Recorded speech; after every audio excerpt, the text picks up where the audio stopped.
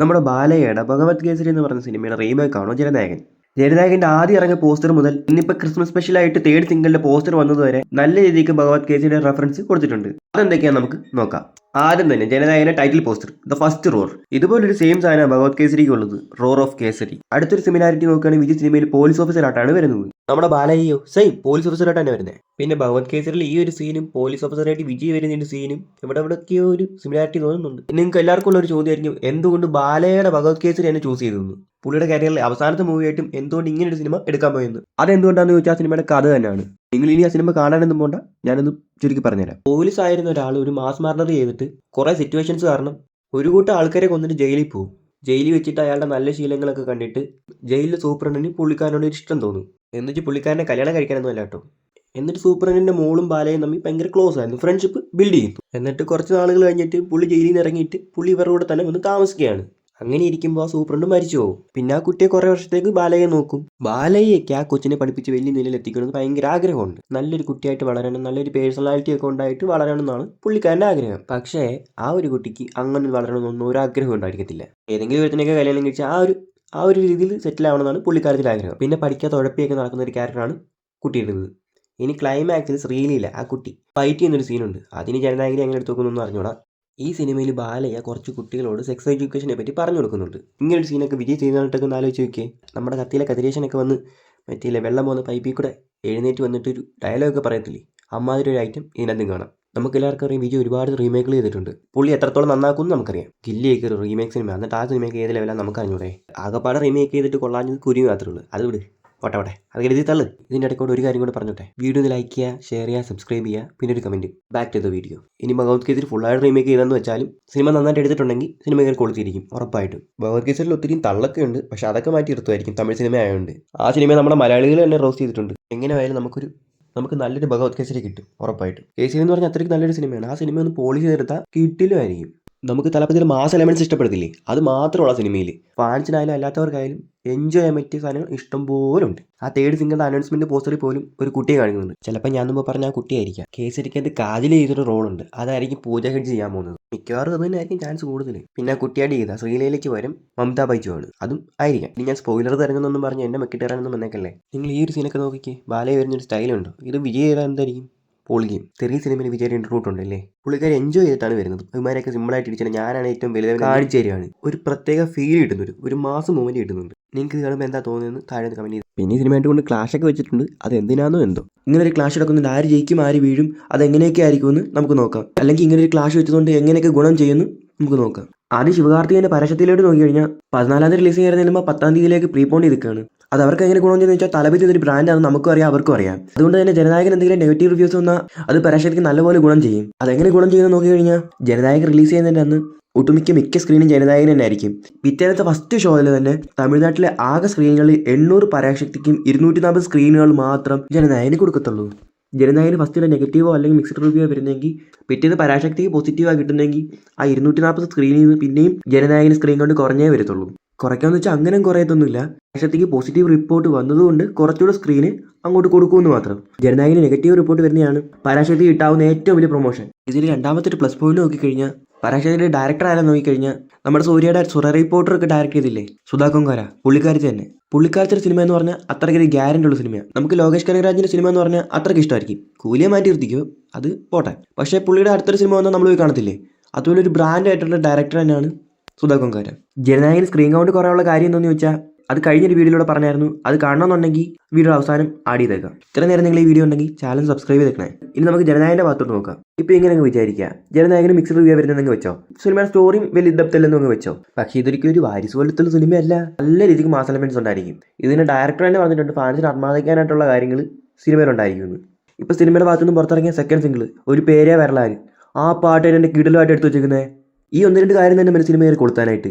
ഇങ്ങനത്തെ എലമെന്റ്സ് മാത്രം ഉള്ളെങ്കിലും സിനിമ 500 കോടി ഗ്യാരണ്ടി ആയിരിക്കും. കാരണം അത് വിജയ് എന്ന ബ്രാൻഡ് അതിനകത്തുള്ളതുകൊണ്ട്. ഇതിപ്പോൾ വിജയുടെ സെൻഡ് ഓഫ് ആയതുകൊണ്ട് 2-3 വട്ടം സിനിമ കാണുന്നവരൊക്കെ ഉണ്ടായിരിക്കും. അത് മാറി ചിലപ്പോൾ 5 വട്ടം വരെ ആവാൻ ചാൻസ് ഉണ്ട്. ആ സിനിമയുടെ കളക്ഷൻ കൂട്ടാൻ വേണ്ടിയിട്ടൊന്നുമല്ല, പുള്ളി ഇനിമേൽ സ്ക്രീനിൽ കാണാൻ പറ്റില്ല. ആ ഒറ്റ കാരണം കൊണ്ട് കണ്ടേ പറ്റൂ.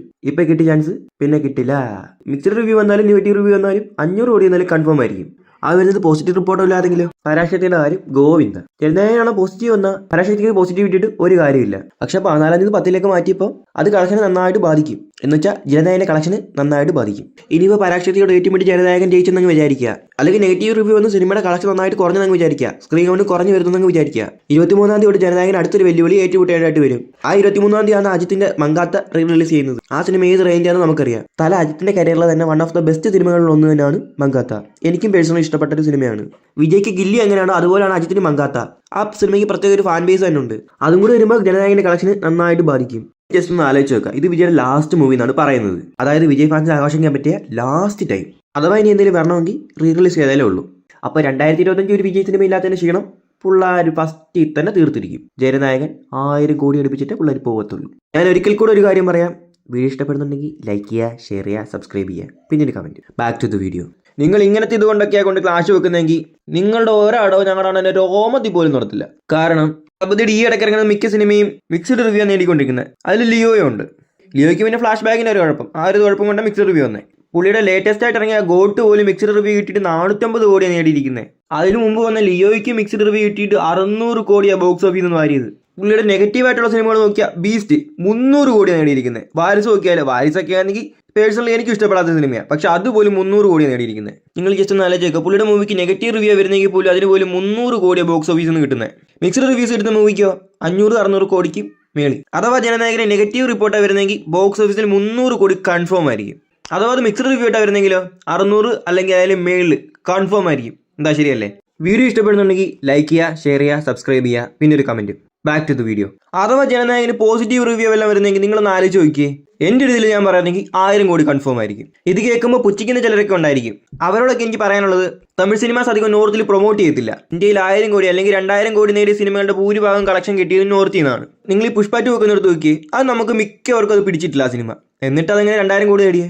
ഇങ്ങനെയൊക്കെ തന്നെ അവരൊക്കെ അങ്ങോട്ട് പ്രോപ്പറായിട്ട് പ്രൊമോഷൻ കൊടുക്കും. തമിഴ് ഇൻഡസ്ട്രി പ്രോപ്പറായിട്ട് പ്രൊമോഷൻ ചെയ്യാത്തതാണ് ഇതിന് ഏറ്റവും വലിയൊരു കാര്യം. അവർ പ്രോപ്പറായിട്ട് പ്രൊമോഷൻ ചെയ്തെങ്കിൽ തമിഴ്നാട്ടിൽ 1000 കോടി കളക്ഷൻ നേടിയൊരു സിനിമ ഉണ്ടായേനെ. ജനനായകൻ റിലീസിനോട് എടുക്കുമ്പോൾ നല്ലൊരു പ്രൊമോഷൻ നടത്തിയ സിനിമ എന്തായാലും 1000 കോടി നേടും. പോസിറ്റീവ് വന്നാൽ 1000 കോടി നേടിയിരിക്കും. അത് ഷുവർ ആയിട്ടുള്ള കാര്യമാണ്. പക്ഷേ പ്രൊമോഷൻ കൊടുത്തിരിക്കണം. ഇനി ശിവകാർത്തികേയൻ കരിയർ ബെസ്റ്റ് സിനിമ നോക്കിയാൽ പുള്ളിക്ക് ഏറ്റവും കളക്ഷൻ കിട്ടിയ സിനിമ എന്ന് പറഞ്ഞാൽ അത് അമരനാണ്.